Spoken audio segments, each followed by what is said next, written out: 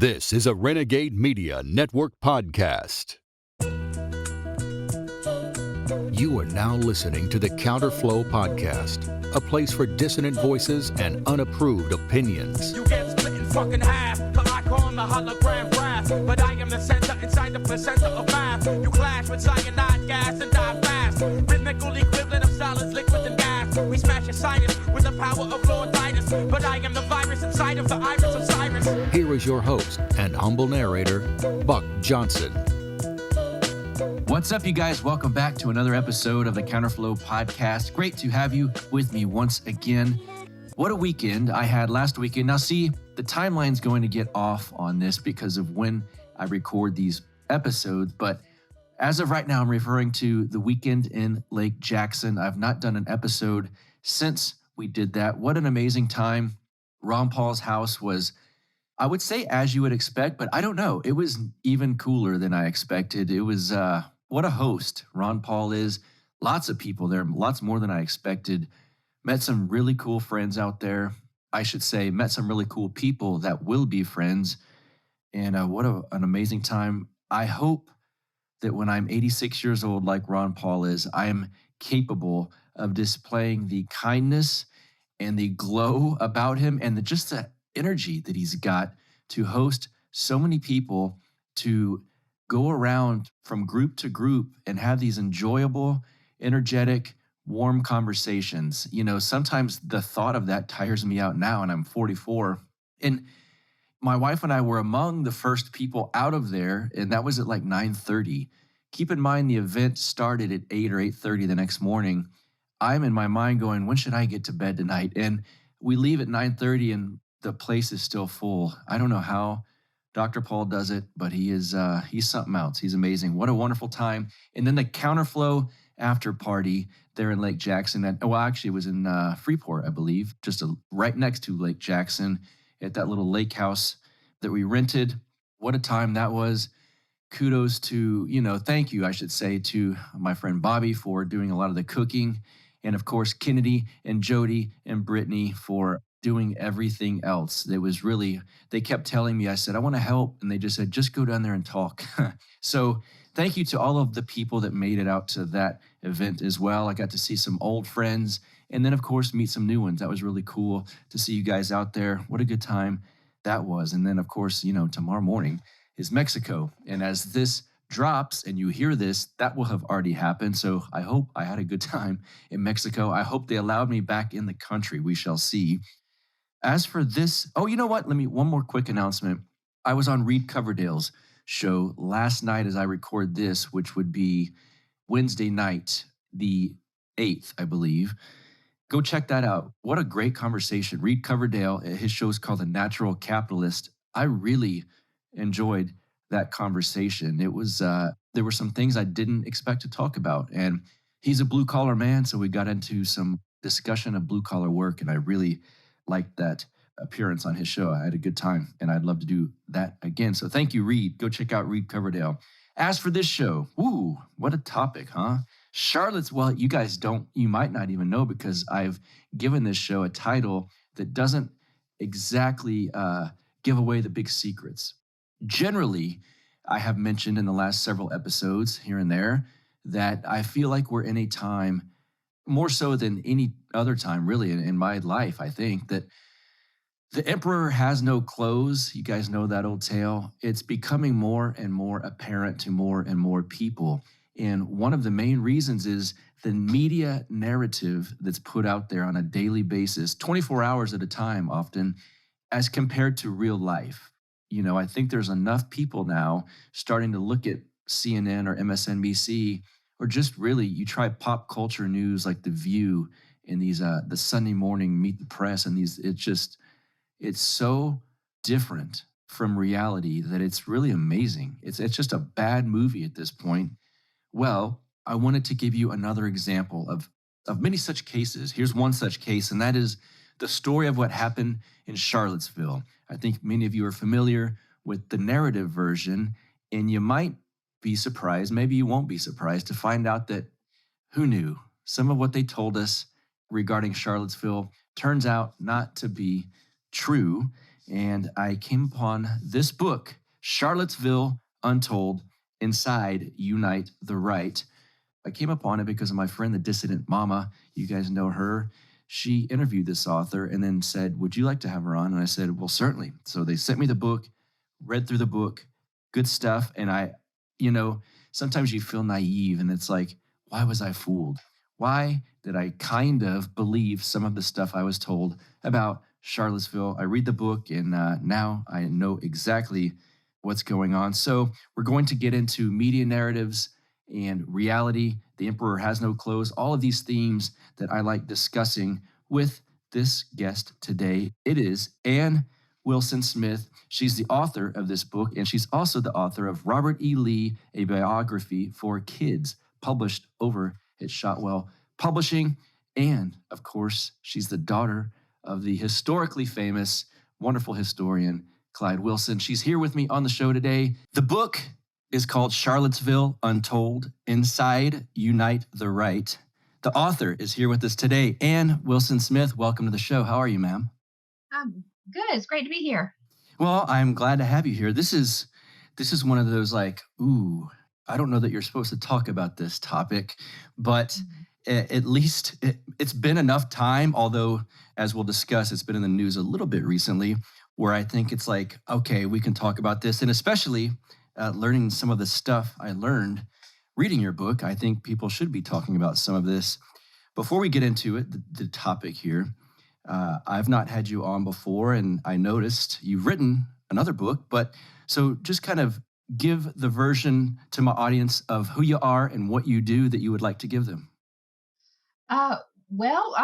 Ann Wilson Smith. A lot of people know my father, Clyde Wilson, who is a professor of Southern history, and that's how I got into kind of the Southern heritage movement and interested in that topic.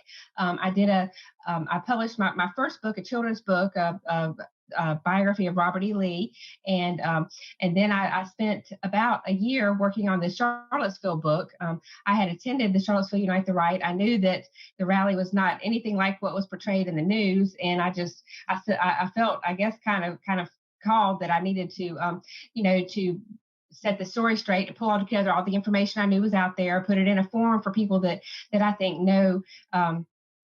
They didn't get the whole story or the true story from the news, but they really didn't have their alternative sources to look at. So, yeah, did you, I guess, with Clyde Wilson being your dad, and for those listening in my audience that aren't familiar with him, you should be familiar with him. He's a legend. With him being your father, did you kind of grow up immersed in Southern history and just Southern traditions and stuff like that? Yes, to a point, but he never really tried to beat us over the head with it, and we went through our usual college phases and things like that. And I haven't always been a pro Southern heritage person, but when the latest purge of monuments started taking place, I was very motivated to do something about that. Well, as we kind of hinted at, a large part of this topic, at one point it would have been considered taboo to bring this up, but really, I think what's important about it is that it's really what happened in real life versus the pop culture cartoon media narrative that we're given on what happened in Charlottesville. And I've been doing kind of a theme the last several episodes of my podcast is we're in this Emperor Has No Clothes moment where a lot of normal people kind of look around and go, wait a second, I feel like I'm being lied to, whether it's been on the lockdowns, the masking, the COVID, the vaccines, January 6th. And now I think they might find out the same thing about Charlottesville. They see this narrative and what they're supposed to think, and they realize in their real life that they're living, wait a second, none of this is true. And a lot of people are waking up to that kind of sentiment, I think, lately. And you put here, I want to read this thing that you wrote in the author's notes right off the top. One of the most powerful and insidious techniques used by leftists is the weaponization of language, the subversion of the true meaning of words, and the application of false descriptions to things or people. These manipulation tactics are meant to convey counterfactual ideas and create a distortion of reality in the public mind. Boy, that's pretty spot on. Would you say, I mean, I think I know the answer to this, but I'll kind of walk you into this. I mean, to me, after reading your book, that's really spot on what's happened with the Charlottesville narrative. Yeah, absolutely. The way that that the headlines all hammered home, white supremacist, deadly white supremacist rally, Nazi rally. Most of the people there did not identify themselves as Nazis or white supremacists, but to get, kind of clubbed with this term that is toxic to most people, it's really, it helps set the narrative that was not accurate. Yeah, one of the issues is the left and the media, which are one and the same at this point, the regime, we'll call it, they're going to look at anything the right does, and they're going to use those words. It was unfortunate that there were, even though they were the minority, that there were some people that were, we'll call them fringe characters. It's like, why do you have to give them what they want here with this narrative? You're playing right into it. Did you basically get let me ask you this. Did you write this book to get the facts on the record of what really happened? Yeah, absolutely. Absolutely. Because I knew, because I had been following a lot of the build up to the rally and then a lot of the fallout afterwards, I had been very interested in it. And I had been aware of where some of this information was. Some of it's on obscure websites. Even the regular conservative sites were not following it. And so I knew I had some idea where to start pulling it together. And, and because a lot of this is online, it was vanishing, some of it. So yeah, absolutely. I wanted to record and document as much as I could. And I footnoted everything I possibly could, because I wanted people to know that this is based in fact. This isn't just what I dreamed up. This is, I documented absolutely everything I possibly could. And we even have links to videos within the text of the book. Yes, that was very well done on that aspect of it. When you heard about this initially, how far in advance was this, and what did you think it was going to be? Well, I guess I was kind of there was a lot of exciting stuff going on online at the time. A lot of, the alt-right and the people were challenging the in the Trump era, the standard GOP establishment. And it was really kind of exciting. There was a lot of new personalities and a lot of new ideas being, well, no, not new ideas, but ideas that had not normally been part of public discourse being talked about. And it was very exciting. And so I that was part of what interested me about it, but also because of the Robert E. Lee Monument. And as I mentioned in the book, being from Columbia, South Carolina, the Confederate flag had always been an issue here, and it became a bigger issue after the Dillon Roof incident. And that seemed to sort of open the floodgates for all the monument removals. And when I saw that there was a very big protest that people would have to notice against the removal of a monument, I wanted to support it. So I thought it would be big. I thought it would have some controversial speakers, but I thought it would be a speaking event. And, I knew that the organizers were working proactively with the police.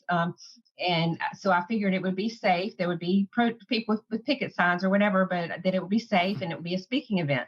That's what I expected. Were most of the people there for one specific thing, or was it just kind of a hodgepodge? Were a lot of the people there going because of the Robert E. Lee statue?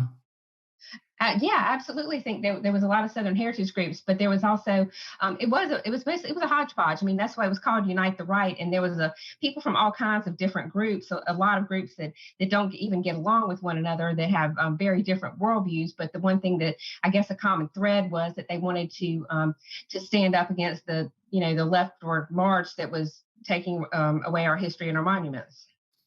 Yeah. Also, something I'm not sure that a lot of people realize, and let me clarify this: Charlottesville is a pretty left-leaning town, correct? Mm-hmm. Okay. Yeah. So I think there's a university there. Am I correct in that? Yes.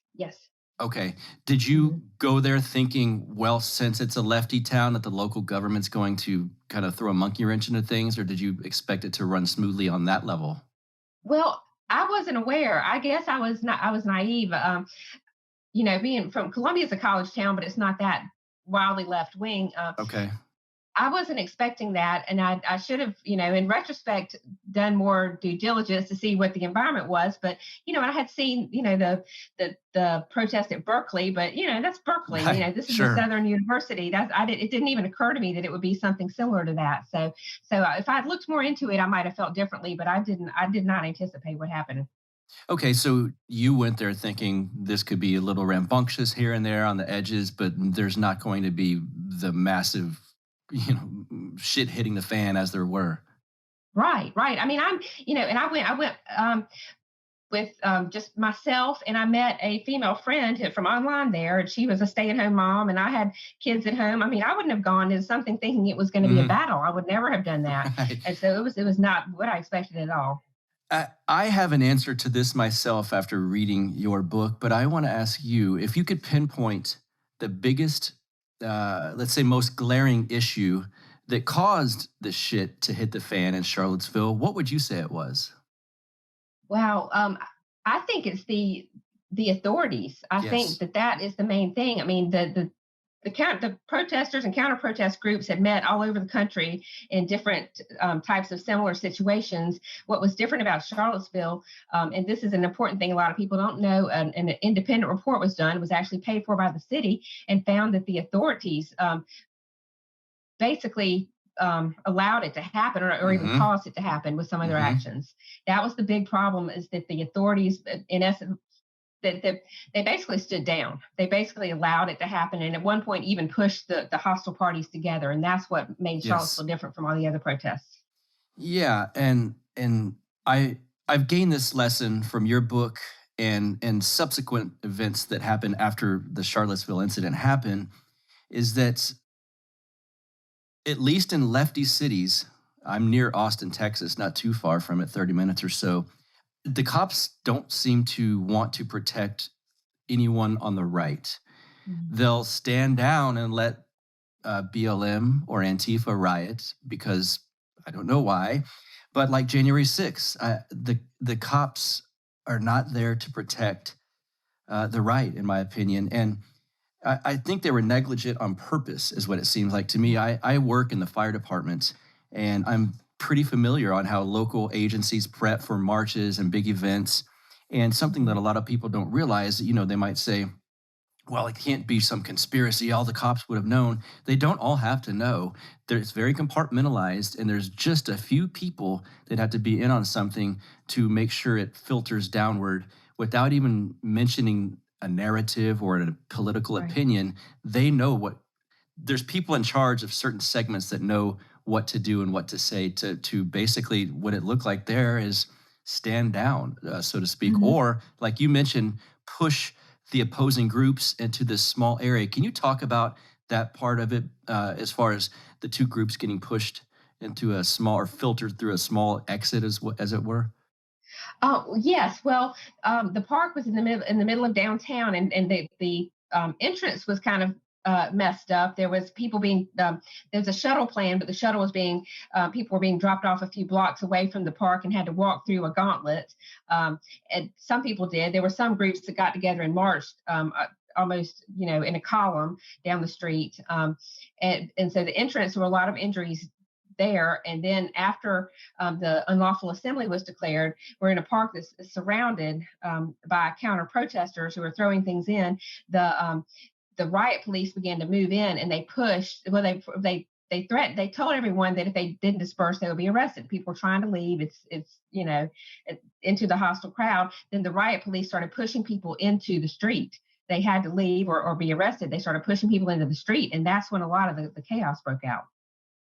Does it feel like, just from people that you speak with and maybe friends, that people on the right are learning maybe that this whole back the blue no matter what thing might be futile or maybe uh, erroneous, to say the least, that sometimes in these situations the cops aren't on their side? Does it seem like more people that are waking up to that?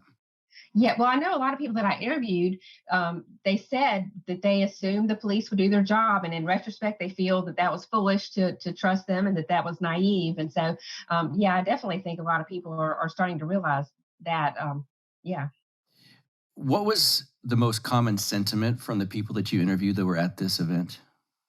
If there was a common theme through the interviews. You mean like politically, or about how they felt it looking back on it, or that looking back on it?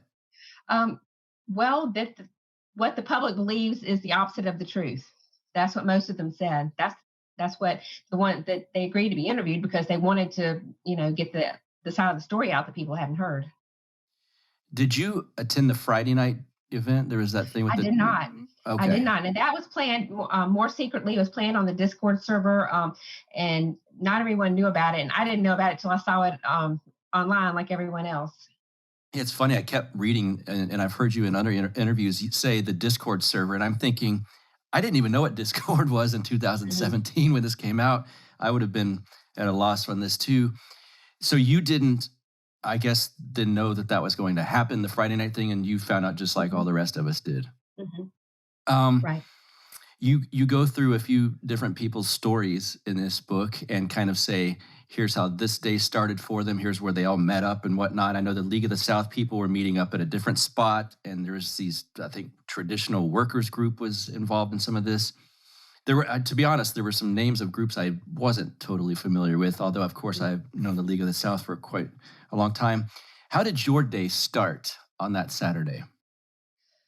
Well, as I said, I had met a female friend that I knew from the internet. We stayed at the same hotel, and we were just going to head down to the park. And I had messaged someone I knew from online, and they told me there was a meetup at McIntyre Park.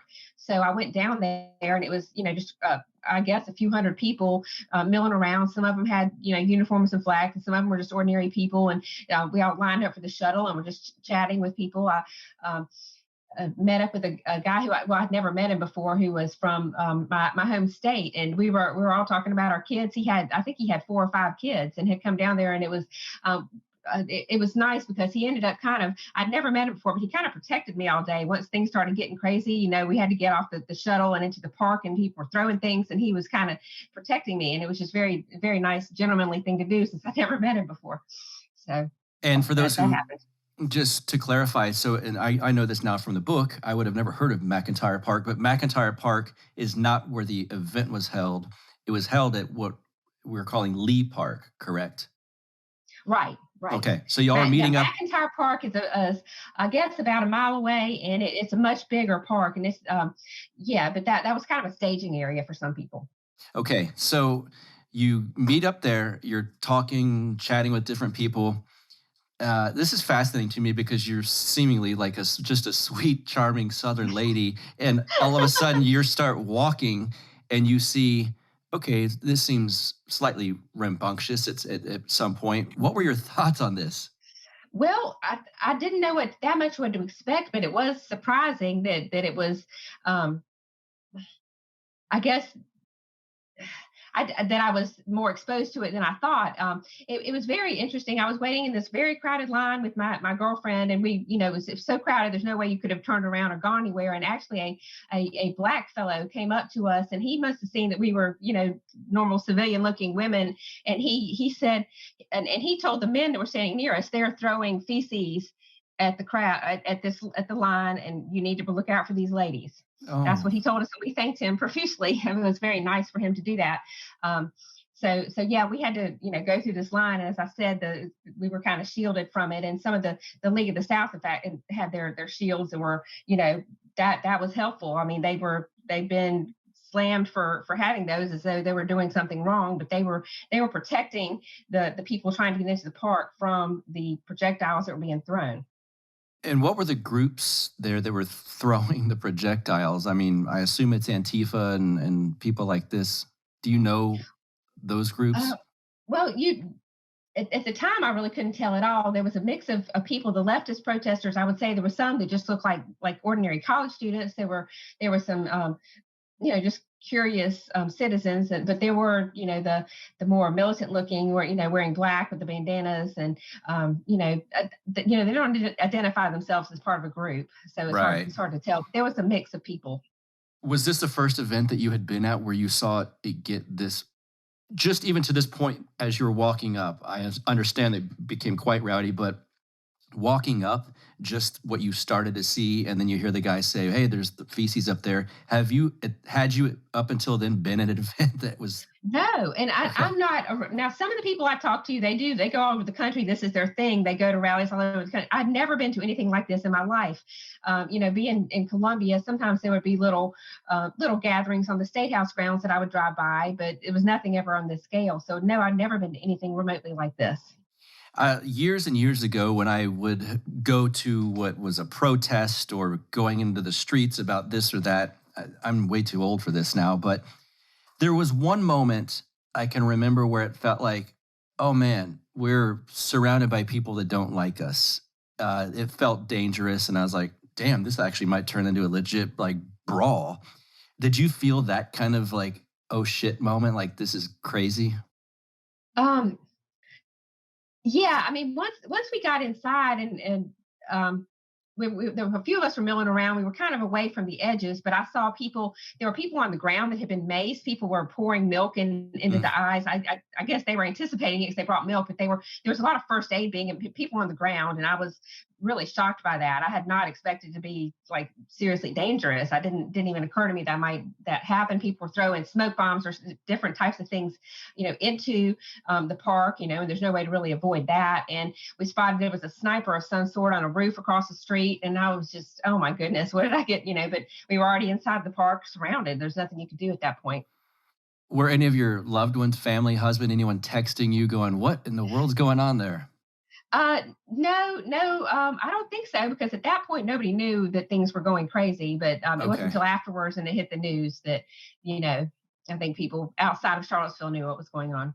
What was the average age of the people around you? Do you just guessing? I guess they would be 20s and 30s, but they were different. There was a wide range though. I think it was in Mhm. your book that I read. There's like there was people in their 80s at some point within which. Yeah, one of the people I interviewed said that there were some people there that were just history buffs that had gotten in Yeah. line with their Yes. group. Hmm. I can't imagine like my parents or Hmm. grandparents in an environment like that's nuts. Hmm. Um, did you see anyone there on the side of the right that you think made things probably worse just from their presence? Well, you get people that have notoriety, and I think that inflames people. I know David Duke was there with an entourage of I guess security people, and so I think some people that just have this notoriety and this name recognition will inflame people by being there, and and well, anybody from the alt right, like Richard Spencer was one of one of the headliners, and he had been attracting crowds and protesters for like earlier in the year. So Hmm. yeah, I think all that. Can you talk some about the, I believe it's Heaphy report Mhm. and what those findings pointed to? Because I want my listeners to understand. You referenced it earlier that there was an investigation done on exactly what happened, but the stuff that's in your book and that we're talking about here, it's not just a biased Southern lady who wrote a book's opinion. This is stuff that this official report found. So can you talk about some of those findings? Right. Well, the city commissioned this report. It's by a former federal prosecutor, Timothy Heaphy, and he headed up this investigation, and it's about 250 pages long, very thorough. They interviewed people from, all across the political spectrum, the right, left, citizen bystanders, police, emergency workers. They interviewed everyone they could. They had a public tip line. They reviewed all of the correspondence they could. They reviewed all the video footage they could. So it was a very thorough and objective report. And what they faulted that there was a lengthy list of faults attributed to the authorities, specifically the police department, of things that they failed to do, that they did wrong. A very long list of that, and they really laid the most of the blame at the feet of the authorities, specifically the police department. And the police chief actually resigned shortly after it came Oh, out. okay, okay. And did any other cops, I mean, to the old phrase, heads roll? Like, was there punishment for this, for that side of it? Because I know cops have this thing where they can, unless it's on video or something, they can do some crazy thing and it's qualified immunity and nothing happens. And so it's funny that a city investigation can come out and basically point the finger at their own department and nothing happens, but a guy resigns. No. Now, you know that the person who had the permit, Jason Kessler, he has a pending lawsuit against the city for violating his First Amendment rights. And part of, what he's been doing is filing a Freedom of Information request, trying to get information about what went on exactly behind the city, who's responsible. And he's gotten some information, but some things he's been denied. So there are some things that we don't really know what went on behind the scenes.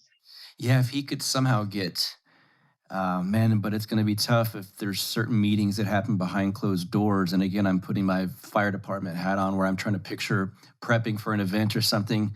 No one really records it, your meetings. So I assume, I don't know if cops are different than firefighters, but at some point you're going to get the blue wall, as they call it, and I think they'll protect their own, I would guess. Although I hope for Mr. Kessler's sake, he can find out some stuff, because this is crazy. Were you aware of who he was prior to this event? A little bit, just a few months before, and I had been sort of following his plan. That's part of why I felt like it was under control, because he was reporting that he had been interacting with the police and discussing plans with the police. And so, that's part of the reason I felt secure about it. So I knew who he was for maybe a month or two before the event. And there was some early kind of back and forths between some of the people with him, as far as he felt like there was some fallout with some other guys in Unite the Right, and that maybe some people were going behind his back. Can you talk about that? Right. There was a lot of disagreement among the different parties that were supposed to be in attendance, and they had different ideas about who should speak, about how it was supposed to be ran. And there were some, because of all the lawsuits, the subsequent lawsuits, some of their communications have been made public, and there was a lot of there was scheming, there was people bad mouthing each other. It was a lot of that going on. There were it seemed that Elliot Klein, who was with Identity Europa at the time, was trying to kind of commandeer the event, and that also there was some groups like the League of the South, and some of those groups they didn't like the way things were being run. They're used to running their own, or they've had a lot of experience with rallies and had their idea about how they wanted their participation to be. So they sort of did their own thing. So there was a lot of disunity. Yeah, exactly. At an event called Unite. The best part about having PalomaVerdeCBD.com as a sponsor is not even that the products are amazing, because they are. That's not even the best part. It's once you order these products and use them over and over, because I'm telling you that you're supporting a truly good couple, the people behind PalomaVerdeCBD.com, Carlos and Vanessa out of San Antonio. Very wonderful people, hardworking, and very much like-minded. And they're providing you these wonderful products, the mint CBD tinctures. Check this out, the sleep bundle. I know sometimes some of you have issues sleeping. It's very common these days. You won't. Once you buy their sleep bundle, they've got the CBD gummies, of course. They've got soft gels, salve sticks.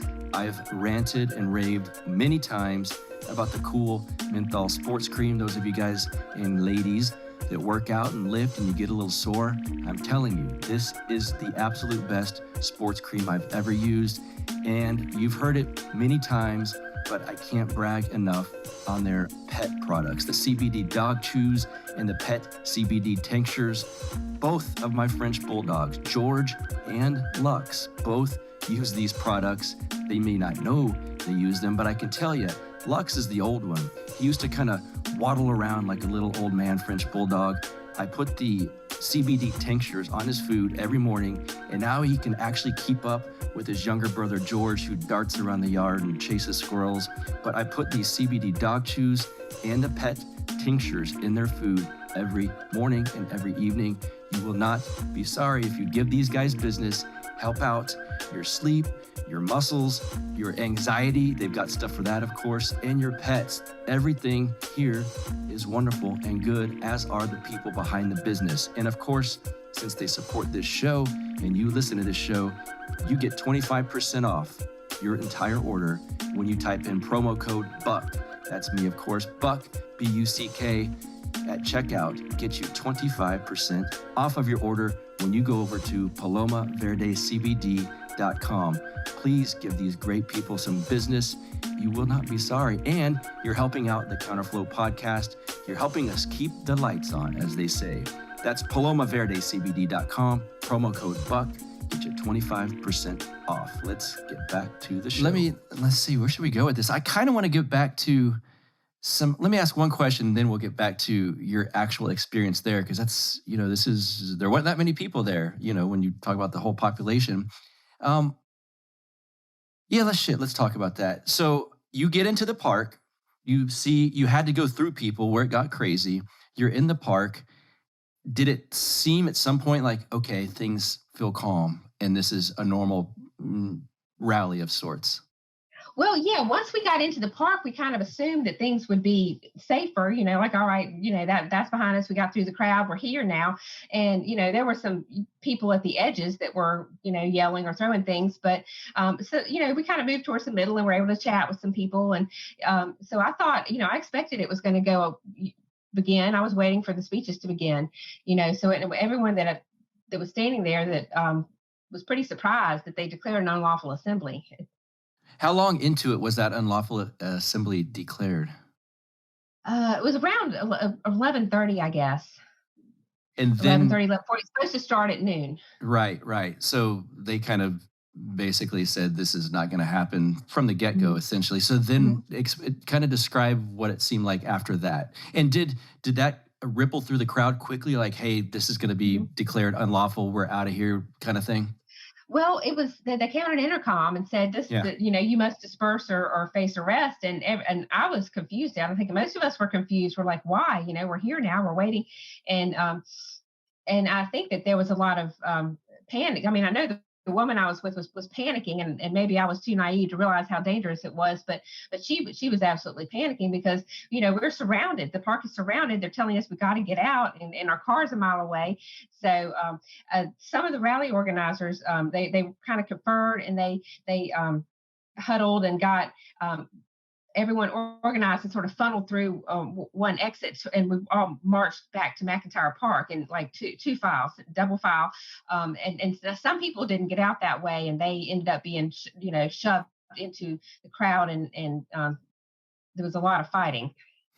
Okay, so did it seem as you were walking like, okay, I think we're going to get out of this okay? Yeah, I thought so, because it seemed to me like the organizers seemed to have it under control, and and I didn't really realize until afterwards how precarious the situation we had been in. That there are people that really would have wanted to beat us to death if they could. I didn't realize that at the time, and so at the time I wasn't really panicked. It's more of on reflection. I was like, wow, that was kind of a close call. And then did you just go back with your friend? Did you go to the hotel? You just went back to the hotel? We went back to McIntyre Park, and people were milling around, and people were still confused and checking their phones and trying to figure out what was going on. And a lot of people were like, they had gotten separated from their friends, or some of them had parked. They didn't, we parked at McIntyre. Some other people had parked at different parts of town, and they didn't know how to get back to their car. And so there was just a lot of confusion. Nobody knew what was really going on. So, but yeah, we luckily were back at our car, and I went back to my hotel and just showered and turned on the news, and I was just stunned, absolutely the most stunned I've ever been in my life when I saw this reported on the national news and how they were talking about it. It was already right then, the narrative was spinning out from completely different from the reality, basically. Right. They were showing some of the rally attendees with their shields and their sticks, and the host, and I think it must have been Fox News, were talking. They were aghast that these Nazis have been attacking people, and and I was just, like I said, I was stunned, because what happened was they were pushed into a hostile crowd. They had to get through this crowd, and they weren't trying to attack people. They were trying to get safely out of the crowd. So, and the fact that it was being portrayed as though the rally goers were attacking people, that they had come there to attack people, and that they were all Nazis, was just kind of blowing my mind. What percentage of the conversations that you had and heard would you say were for lack of a better term, Nazi-like or racist? You mean while I was there? Yeah, because everyone's going to say, well, not everyone, but a lot of the narrative is this was a bunch of basically like Klan members at a thing. Mhm. Did you, and I want people to understand that lots of people were having normal conversations that had nothing to do Mhm. with racism. Yeah. Yeah. Well, like I said, when we were waiting for the shuttle, we were talking about our kids. And, I was just, there was a guy on the shuttle handing his business card out. And, and when I was at the park, I saw people that looked like, Southern Heritage type people, some of the Southern Mhm. Heritage groups. And, so, I mean, I don't know. I don't really know how to answer that. One of the things I've learned from Charlottesville, January 6th, and things of this nature is that I think if you're on the right, you have to be clever, quieter in your planning, more tactical, under the radar. I would say if you want to fight the regime or if you've got some plans at taking local control over a government or something like that. Because unfortunately, they're going to use any example they can. The regime needs an enemy. And the war on Mhm. terror is basically done with at this point. They had Islam for a long time, and now they've got the right and what they will call white nationalists and insurrectionists and all of these kind of phony terms that they can make up. Do you think that this kind of event teaches that lesson? Like you better be careful and maybe under the radar in some of these events rather than just Mhm. popping up and making as much noise as possible because they'll squash you, I think. Yeah, I think a lot of people who were involved with that have not done rallies again since, or they're much more cautious about the way they do them because, I mean, they know the media is going to spin it and make it look like if there's any fighting, it will be blamed on you. Or they're not going to be friendly. They're going to paint you in the worst possible light, no matter what you do. So you've got to be aware of that and prepare for that. And so a lot of folks won't know this because it didn't get much play in the media. And then also we were going through what we were going through with Kenosha and all of his stuff recently. But um, there was a verdict recently in with part of this case that's going on regarding Charlottesville. There's some oddities I thought within the trial, but can you talk about the trial and what's come of it so far? Right. Well, the biggest civil suit to come out of this was Sines versus Kessler. Now, a prominent attorney who's argued before the Supreme Court, she has um, offices in the Empire State Building. Roberta Kaplan decided that she wanted to, fight white supremacy, and she got a very prestigious legal team together and got a foundation that's giving millions of dollars to this cause of fighting white supremacy in court. And what they did was they used an obscure law from the Klan days Yeah. to prosecute, or not to prosecute, but to sue a lot of the organizers, about 10 or so of the organizers, for supposedly conspiring to commit racial violence. And, and this ties in the car crash that James Field, he's the only person that really, severely physically injured people there. And they tried to claim this was a conspiracy. And so the trial, it just after 4 years, it just finally took place this past month. It took about a month. It took about a month, and about 3 weeks of that was prosecution. They spent a lot of time talking about they got to, during discovery, pull all the Discord servers and all the text messages and the emails of everyone involved and pour through them. And then they didn't find any really clear evidence of conspiracy, so they hired expert witnesses to talk about, well, this, they may say they're joking, but here's what they really meant, or they to kind of reinterpret what's the plain meaning of the things that were said, Yes. to make it look more sinister. Of course. And they did get the verdict finally, and it was kind of a mixed verdict. I know the headlines said that, the white supremacists have been sued for, a judgment of millions of dollars against them. Most of that was against Fields. And some of the judgments are going to be brought down because at the time I didn't realize this, but there's a difference in and I'm not a lawyer and I'm going from memory, but there's a difference in compensatory and punitive damages. And the compensatory damages for some of these people who said they were traumatized, but they weren't actually injured, were like $0 and $1 a piece, $0, $1. And then they awarded punitive damages, but apparently that there is some precedent in the court that you can only have punitive damages for a certain number of times greater than the compensatory damages, which were $1 and $0. Yeah.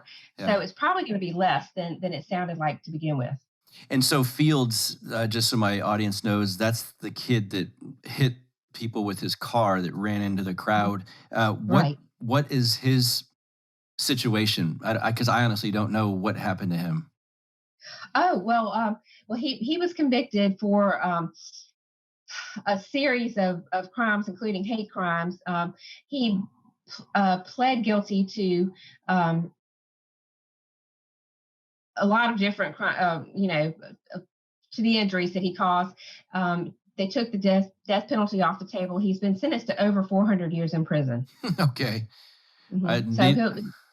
He's probably not. He's probably facing a rough go at it in prison. Right. And in the civil suit, they awarded, I think, about $12 million. He owes about $12 million because of that. So I think, obviously, he's in prison. He's never going to be able to pay any of that money to these people. Right. Mm-hmm. Were there folks that you reached out to about this book that said, "I don't want anything to do with this. I'm done with talking about this"? Yeah, there was one person, and I had found him actually in kind of a squatter account on Twitter, and I was very excited to find him because he's a very colorful character, and I wanted his perspective, and he actually just seemed like he was very very raw still. He was like no, he's like he didn't want to be interviewed. He said he's still estranged from some family members because of his attendance at Unite the Right, and he just he'd been burned by it, and he didn't have any reason to want to go back and revisit it. Can I ask you, are you familiar with the League of the South? Yes. My father was the founder. Now he's not involved with it anymore. I know that. He hasn't been involved with it for quite a while, but yes, I'm very familiar with it. So I was in the League of the South back when your father was part of it, and I was a young kid, and I thought, well, I'm fascinated with Southern history. I was probably 17, and I thought, what a neat thing. And then we're talking about secession. I found that very appealing, and I still do, at least for Texas. I don't know about the rest of you guys in the South. No, I'm kidding. But what happened to them? Because at some point in time, I was in my late teens. I became into my 20s, and I started focusing on things other than political organizations, let's say. And so I looked back, and it seemed like a different organization than it was when I first researched it and became a quote unquote member. And I started hearing like folks like your father had pulled away from it. Thomas Fleming was not involved anymore. Tom Woods was not involved anymore. What happened to the League of the South?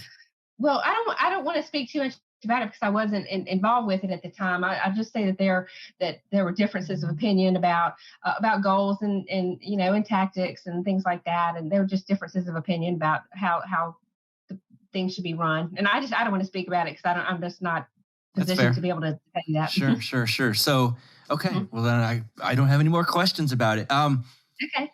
What other lessons have you taken from this entire Charlottesville event, including not only being there and kind of looking around and seeing what was going on, but what you experienced in your interviews and writing the book? What's some takeaways that you have from this? Well, I guess it was a game changer in a lot of ways because it's one of the big things that it's important to me is that it affected censorship a lot. It affected free speech a lot. I think it's a really bad turning point as far as free speech in this country. I mean, that's the important thing, the most important thing to me. In the wake of the event, there was a huge wave of censorship, and it's never been the same. Dissident people are banned from pretty much mainstream social media now, and even some payment processors and things like that. And also the fact that the government got away with not protecting free speech. That's always been something that people in this country considered sacred, and no matter how much you don't like the people that are in their message, we protect free speech, and they decided not to do that, and pretty much got away with it. What were your thoughts, really quickly, on what Trump said about it? Has been spun, so of course it has. Obviously, it's been spun, so oh my God, he likes white power people and all of this stuff. What were your thoughts on his statement regarding both people on both sides, et cetera, et cetera?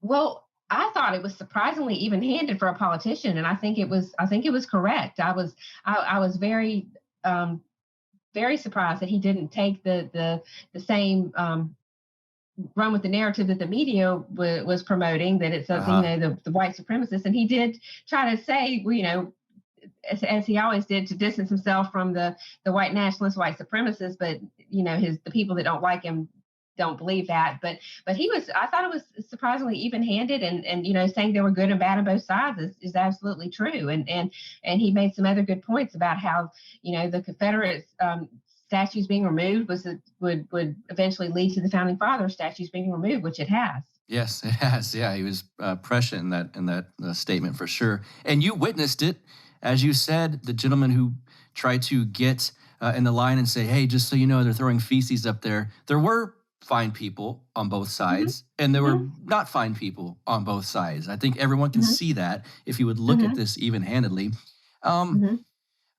Where are you at politically nowadays? Do you feel optimistic about things, pessimistic, the situation we're in, the future? Well, I'm not that political. I'm not involved with any particular movement or organization. I think, what I've been telling people when they ask me that is, I think that you should act locally as much as you can. You should, build your community networks. I don't have really much faith in the political system and the government system, and I think it's really an uphill battle to try to, recapture organizations. And I think the building positive community networks outside of the formal organizations is probably the best thing most people can do. And that and spending your money wisely locally, or with that's what I think people should be doing is building community networks. Is just out of curiosity, you are in South Carolina again, correct? Yes. Mm-hmm. Is that red? Is it a red state typically? It is. Okay. Do you have this danger there of the lefties saying we're going to try to turn it purple and then blue? I assume that's every red state, but does it feel like it's legitimate? Not yet. I mean, we're, North Carolina and Georgia are both in the purplish area. South Carolina, not quite yet. I think they'll get there. They're, with all the immigration and I mean, when I say immigration, that includes from people from different parts of the country. Yeah. Yeah. But we're not there yet. Okay. Would you like to plug anything, whether it be where to get this book, your other book, your social media presence, anything you'd like? Please plug away. The book is available. I would suggest people go to shotwellpublishing.com. Now that's, as you mentioned, my father, Clyde Wilson, this is his retirement project that he and Paul Graham is the managing editor of Shotwell Publishing. And it's a publishing house that's dedicated to Southern friendly books that both fiction and nonfiction, that there are a lot of talented writers that just they were too politically incorrect to find a home in a traditional publishing house. And so they've given them a home at Shotwell. There's a wide variety of books. It's been with dozens of books, but I have my children's book there and Charlottesville Untold. And you could look it up on Amazon, but we're not printing through Amazon. We didn't want to make it that easy to censor by choosing them as our printer. So we're printing through other sources. So if you go to shotwellpublishing.com and you can click on Book Finder, and it'll tell you a list of different places you can have the book printed. The hard copy, and there's several different versions available. Awesome. I'll link to Shotwell Publishing here in the show notes for this episode. Ann Wilson Smith, this has been a joy. Thank you for joining me here on Counterflow. Thank you so much. Yes, ma'am. All right. Hope you guys enjoyed that chat with Mrs. Ann Wilson Smith. A lot of stuff to learn there. I told you guys. So I'm off to Mexico early in the morning. I hope I had a great time. By the time y'all hear this, maybe we'll have some good stories and some shenanigans and whatnot that happened with Robbie the Fire Bernstein and Mark Claire and Clint Russell and all of these people, the Stacys, all of these good people. I'll have to tell you about it next week. As for this show, check the Patreon account out. I've had some new donors at the patreon.com/counterflow. Thank you guys for doing that. It means a lot to me. I truly appreciate it.